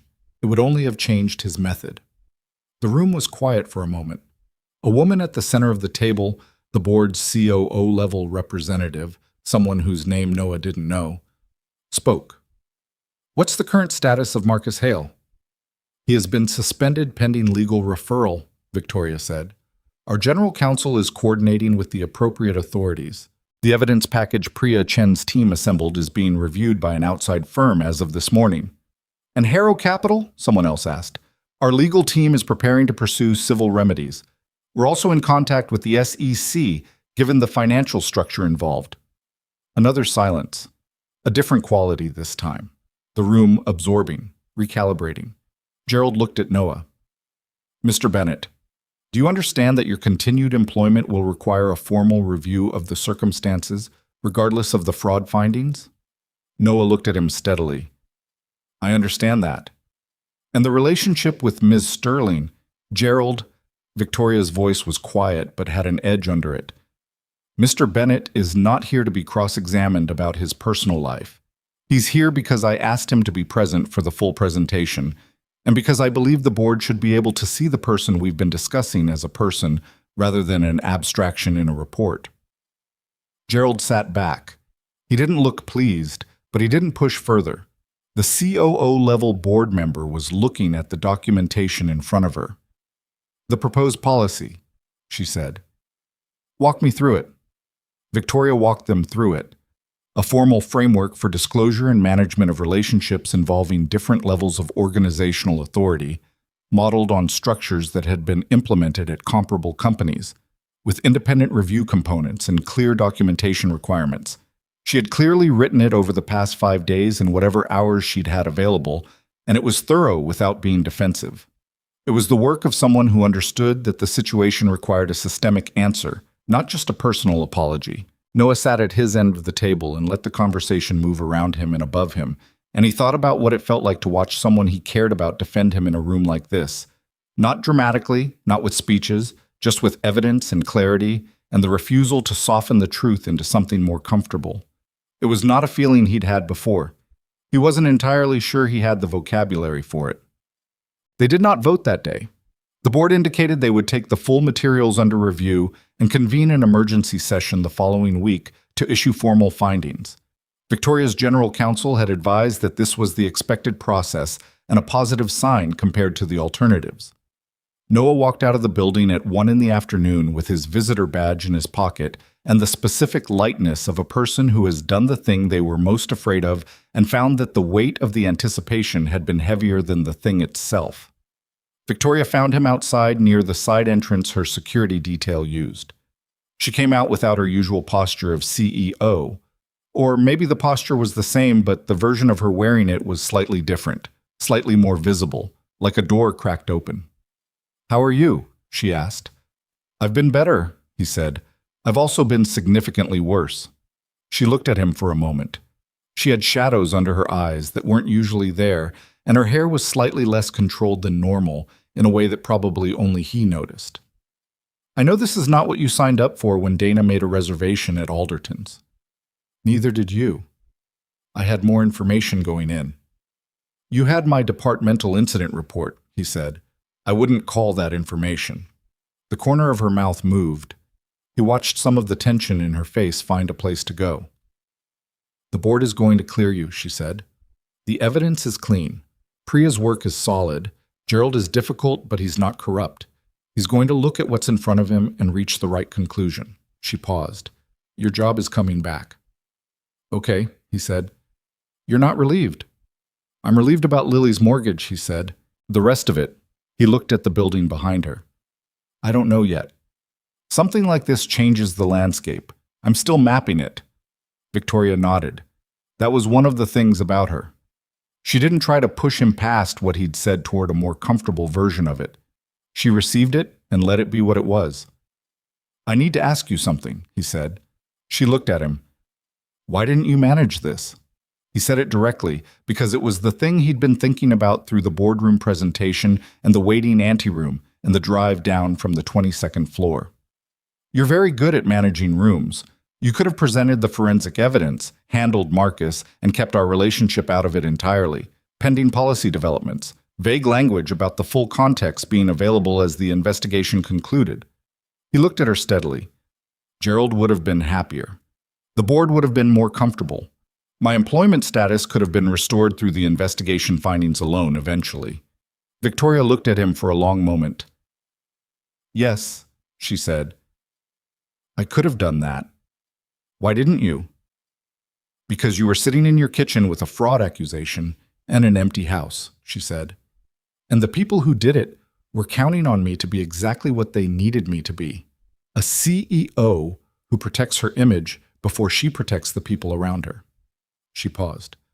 "I've worked very hard for 6 years to be that person when I needed to be. And I've spent the last 2 months remembering that I don't want to be only that person." She met his eyes. "You didn't do anything wrong. I wasn't going to stand in a room and manage around that." He looked at her in the October afternoon light, the city moving around them, and felt the word he'd found in the anteroom settle into its full weight. He'd figure out the vocabulary for it later. Right now, it was enough to know it was there. "Come to dinner tonight," he said. "Lily is making something. I was given a description this morning that I'd characterize as ambitious. Victoria looked at him. Something shifted in her face, a door fully open, not cracked. Ambitious? How? She used the word casserole. I'm not sure she knows what that is. I've been given a list of ingredients to have available, and I'm choosing to trust the process. That's either very brave or a serious lapse in judgment. Probably both, he said. 7 o'clock. She nodded. And for the first time in 13 days, since a Monday morning had become something it hadn't planned to be, Noah Bennett walked to his truck feeling the specific solidity of ground he could stand on. Well, the formal board findings came 8 days later. The letter was 12 pages and used language designed to be precise without being readable, which Noah had expected. The substance was clear. The forensic evidence conclusively exonerated Noah of all allegations. His administrative leave was ended immediately. His access was restored.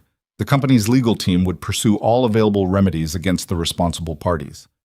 There was a second letter, shorter, from HR, outlining a new company policy on workplace relationships involving different levels of organizational authority, effective immediately, and noting that Noah's relationship with Victoria Sterling had been reviewed under the policy's framework and found to be compliant with its disclosure and management requirements, provided that an ongoing review structure was maintained. Noah read both letters at his kitchen table on a Tuesday morning, Lily already at school, coffee going cold beside him.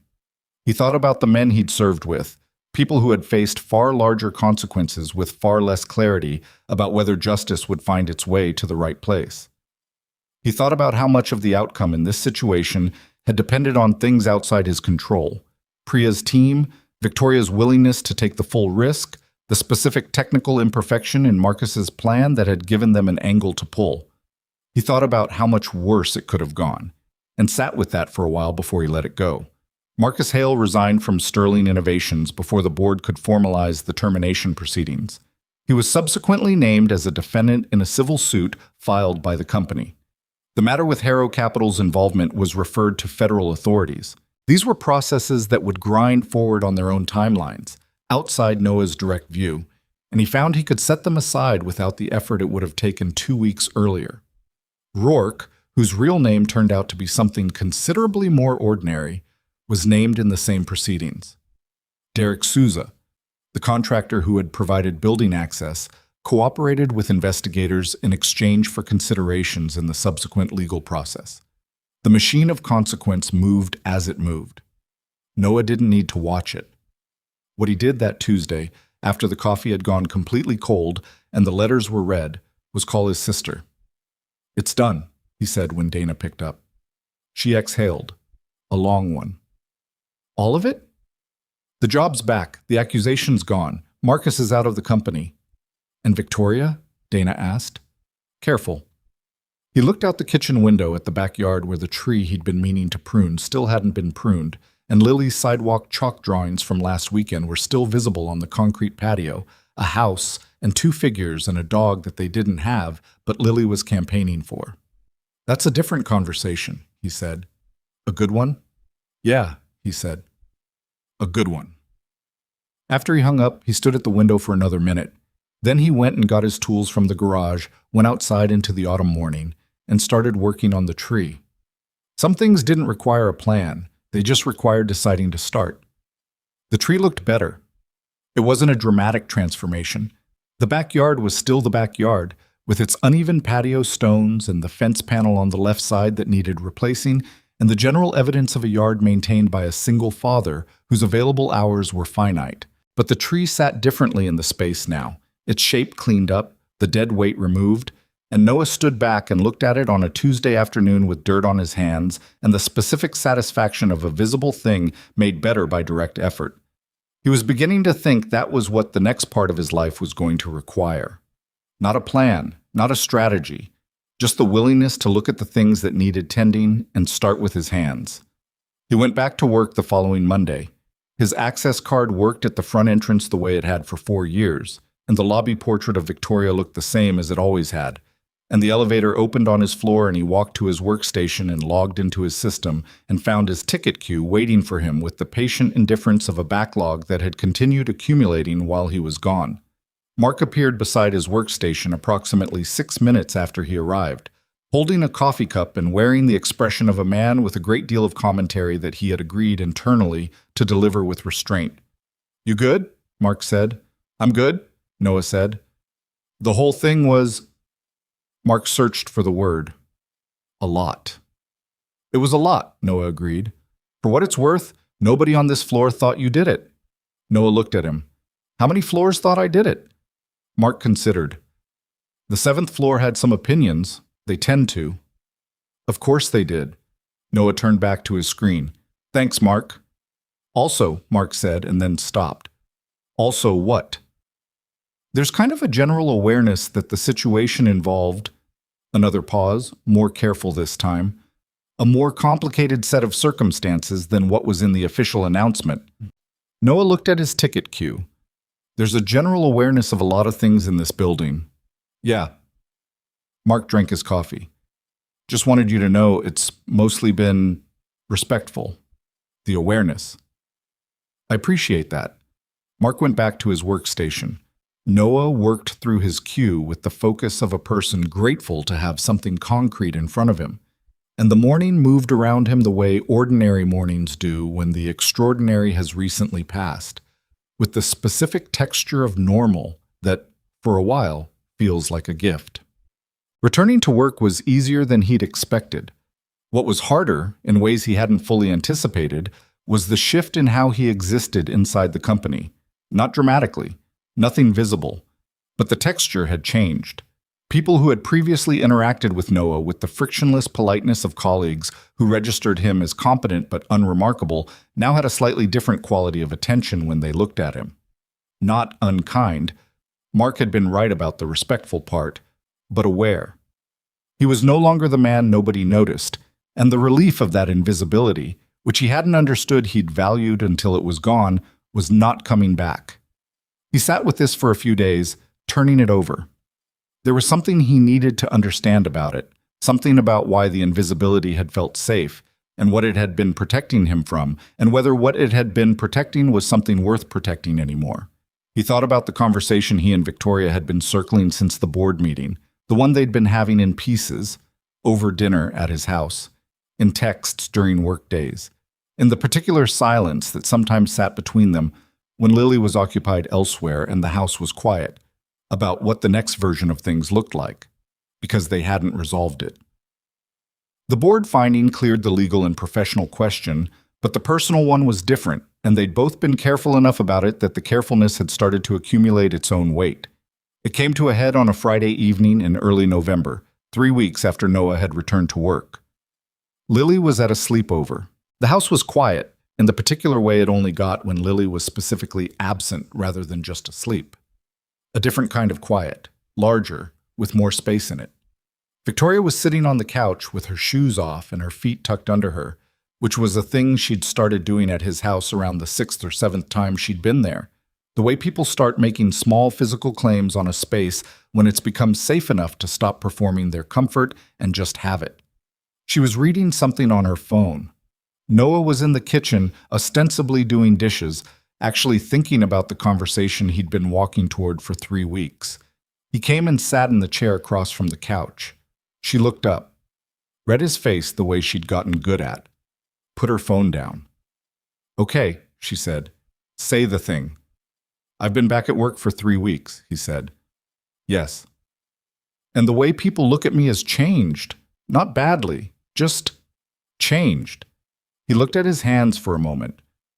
"I used to be someone nobody paid particular attention to. That was a choice I made when I took the job. I wanted something stable and low profile that kept the lights on and let me be home for Lily. I didn't need to be noticed. I needed to be reliable." "And now you've been noticed," Victoria said. "And now I've been noticed," he agreed. "And I've been thinking about what that means, and whether the reasons I wanted to be invisible are still the reasons I want to be invisible now." And he stopped, started again. "I've been hiding, Victoria, not just at work, for years. Behind Lily's schedule and the mortgage and the practical weight of keeping everything running. Those things are real, but they were also convenient. They gave me permission to not want anything for myself. She was very still on the couch, listening in the complete way she had. I don't want to do that anymore, he said. And I think if I'm being honest, I stopped doing it somewhere around the second time we walked that park loop and Lily dragged us both toward the bread-shaped dog. He looked at her. I need to know if you're in this, or if we're still in the careful version. Victoria looked at him for a long moment. What does not careful look like to you? She asked. It looks like not pretending this is a situation we're managing. It looks like saying out loud that I'm... The word from the anteroom was there, fully visible now, no longer something he needed to hold at a distance and examine, that I'm in love with you, and that I've known it for a while, and I've been treating it like a variable to account for instead of a fact to live with. The room was quiet. I'm in love with you too, Victoria said. Simple. The way she said true thing, without theater, without softening, just the fact of it placed in the space between them. I've been waiting for you to stop analyzing it long enough to say it. I wasn't analyzing it. You were absolutely analyzing it. I was. He stopped. Okay? I was analyzing it. She almost smiled.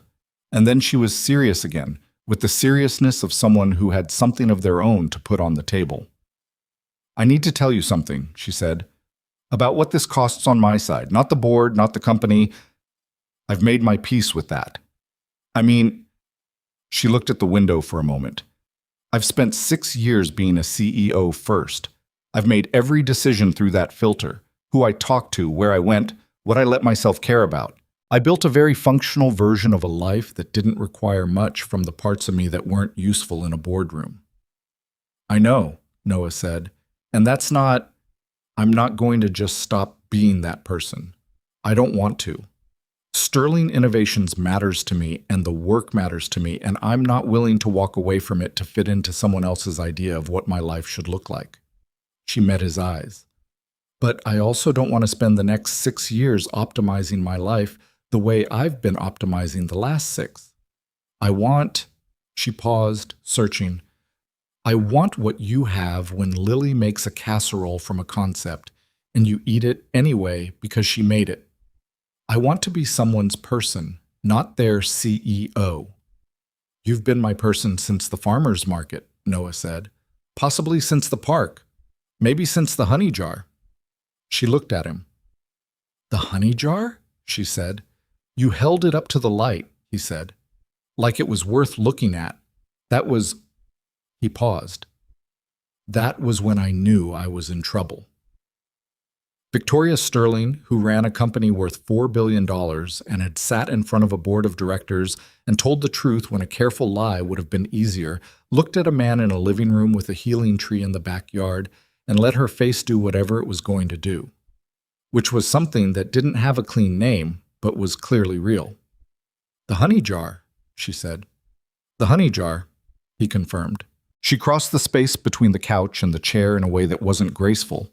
She nearly stepped on his foot and he moved to make room, and they ended up slightly tangled and slightly laughing and then not laughing at all, and the thing that had been building since an impossible dinner at Alderton's settled into its full and accurate weight.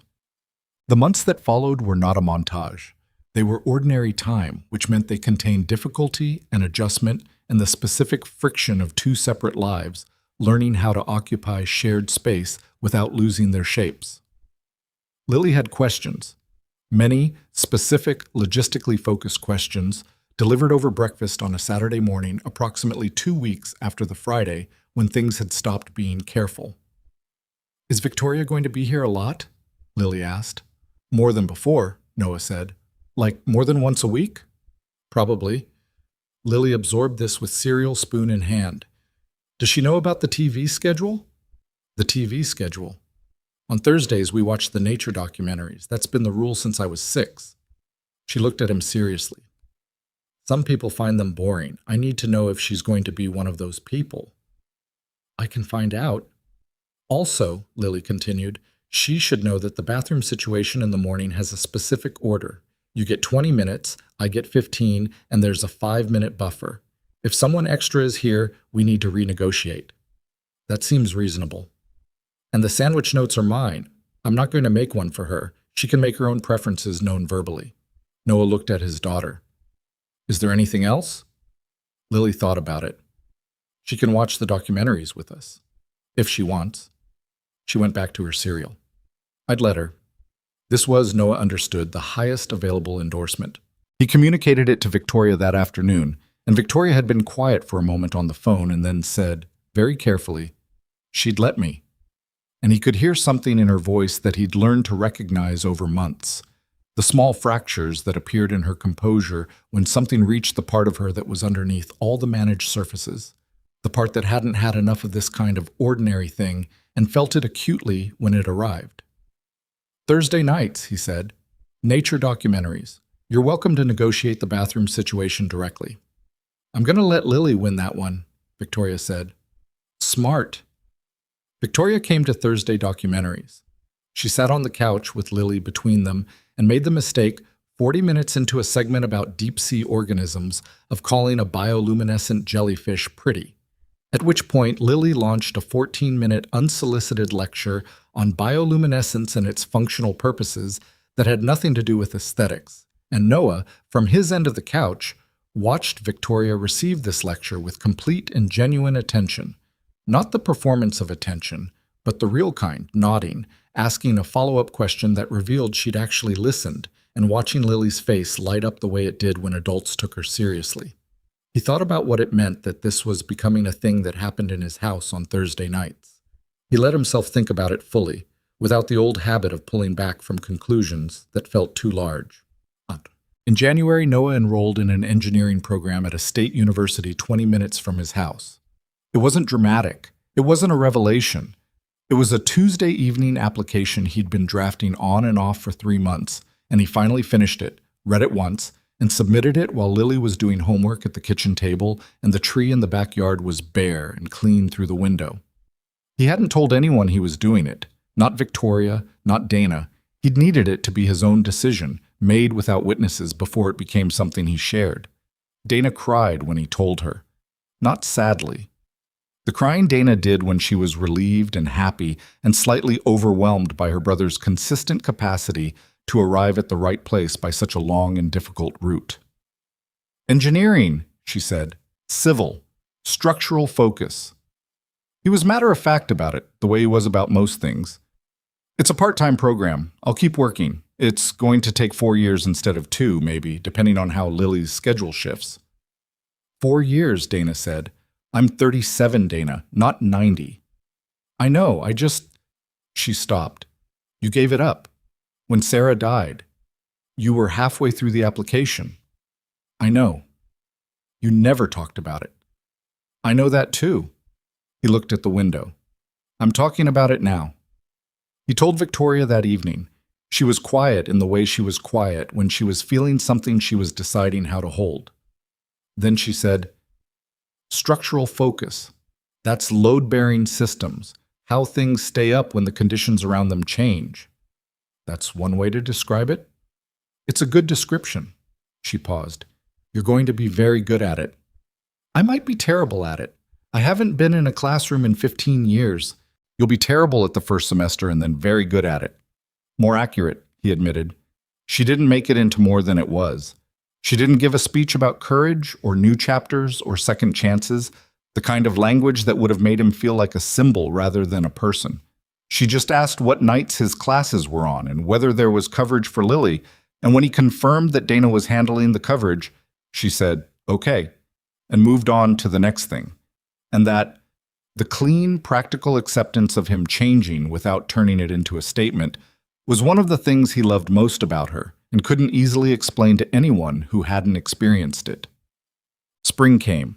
The backyard woke up the way it always did. Slowly, then all at once. And Lily started a list of things she wanted to plant in the beds along the fence, which she presented in document form with annotated diagrams. And Noah spent a Saturday morning in a garden center with her while she deliberated between tomato varieties with the gravity of someone making investment decisions. Victoria met them there.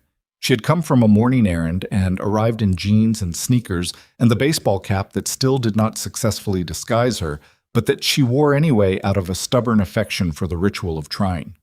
She appeared at the end of the tomato aisle, and Lily spotted her first and said, "You can help me decide. with the easy authority of someone who had quietly stopped thinking of Victoria's presence as a notable event and started thinking of it as a thing that happened. Victoria crouched down to the level of the tomato options.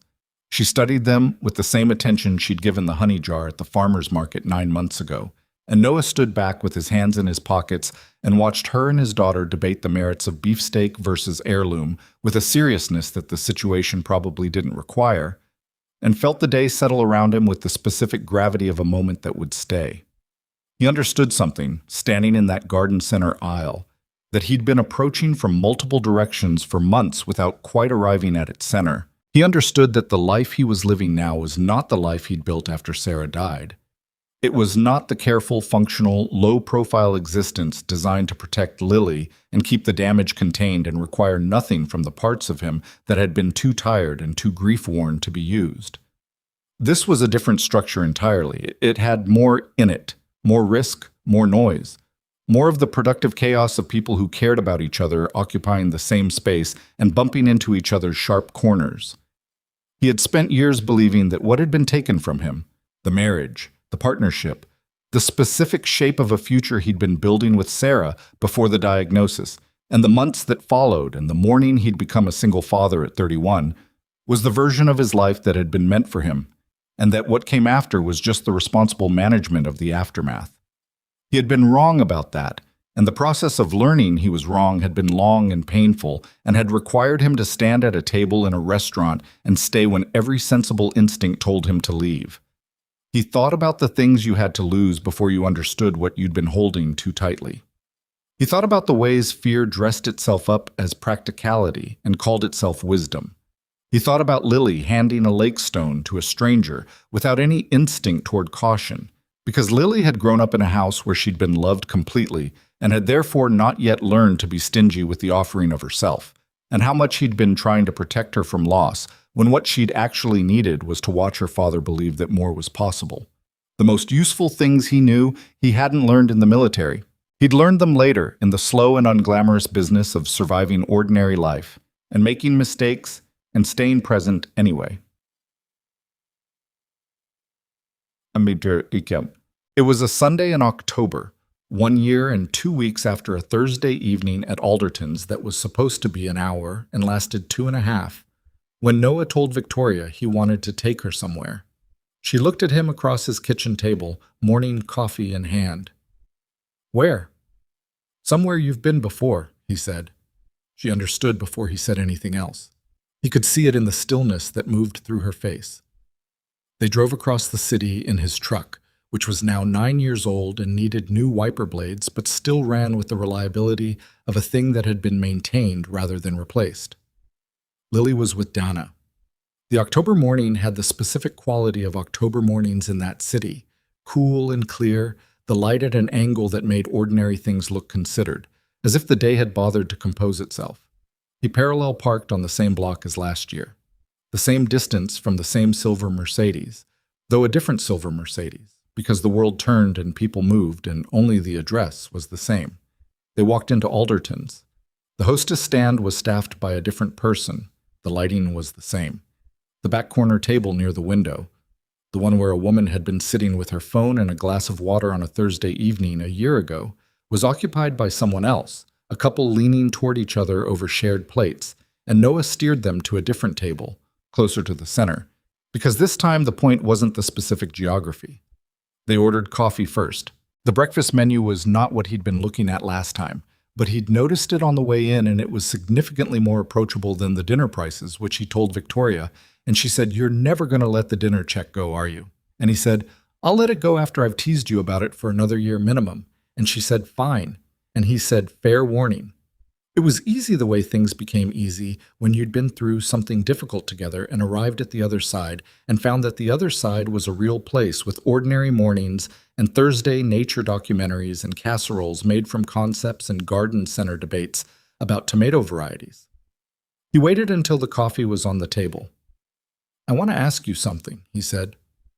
She looked at him across the table, the same table geometry more or less as that first evening, but everything else was different. They were different. A year of ordinary and extraordinary had moved through them, and what they were now was the result of all of it, the hard parts included. Okay, she said. Quiet. Still. She knew his face well enough to know the weight of what was coming, and she was the kind of person who received weight by becoming still rather than by moving away from it. He reached into his jacket pocket. He put a small box on the table. He didn't open it, just put it there, because he needed to say the words first, and the box was just the physical form of a decision he'd already made completely. I want you to know something before I ask you anything, he said. I'm not doing this because the situation resolved. I'm not doing this because the hard part is over, and this is the logical next step. I decided this in January when I was filling out a school application by myself in the kitchen at 10 at night and thought about who I was going to tell first. He looked at her steadily. It was you. Before Dana. Before Lily. It was you. Victoria's hands were folded on the table and they were perfectly still. I've been afraid for a long time, he said. Not of the big things I could train for. I was afraid of this, of wanting something permanent again and having it cost me the way the last permanent thing cost me. He paused. And I've figured out that the fear isn't going anywhere, but I've also figured out that I'd rather live with the fear than without what I'm afraid of losing. He reached across and opened the box. Simple. A ring he'd chosen carefully and quietly, with help from nobody because this particular decision had needed to be entirely his.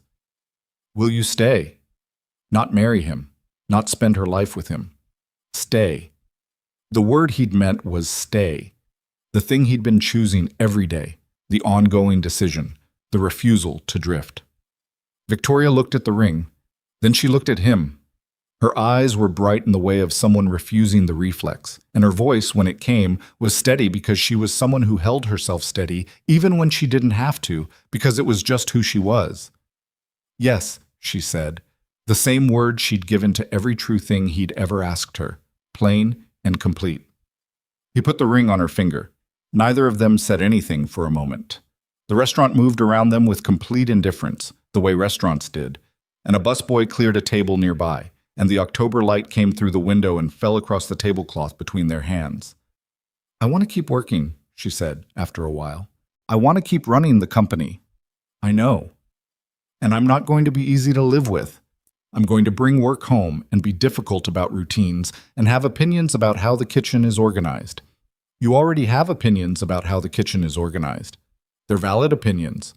They are, he said. It's organized better.